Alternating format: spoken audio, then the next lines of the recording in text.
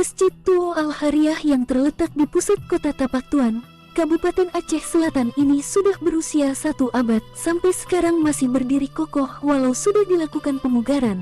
Namun bentuk asli Masjid Tua ini tetap masih dipertahankan.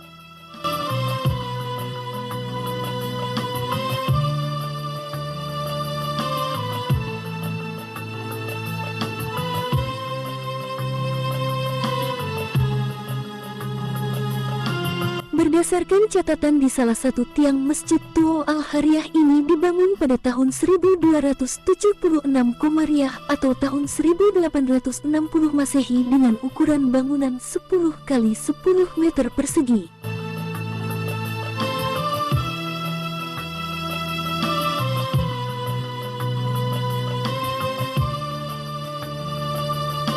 Ornamen kaligrafi yang ada di setiap sudut atas dinding masjid masih asli hingga saat ini. Tulisan ukiran kaligrafi tersebut tetap masih dipertahankan.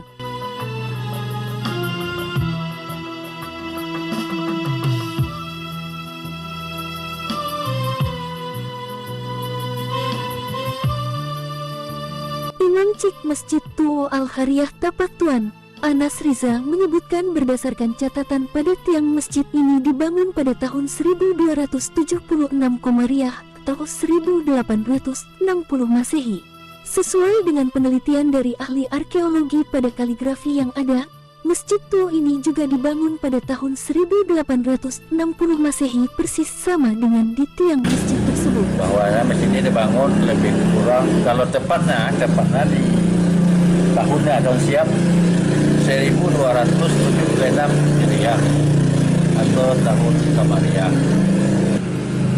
Syekh Muhammad Kisti. Kaligrafi tetap pertahankan, itulah ciri khas daripada kapan dibangunnya masjid. Nah, dengan ukuran yang ada, patronnya atau secara arkeologi, kalau ahli penggala, kalau orang departemen agama mempunyai juga, karena dari dulu penyimpanan ukiran-ukiran atau kaligrafi ini dibangun dari papan atau dari kayu, membuktikan atau menyatakan bahwasanya tahun pembangunan masjid.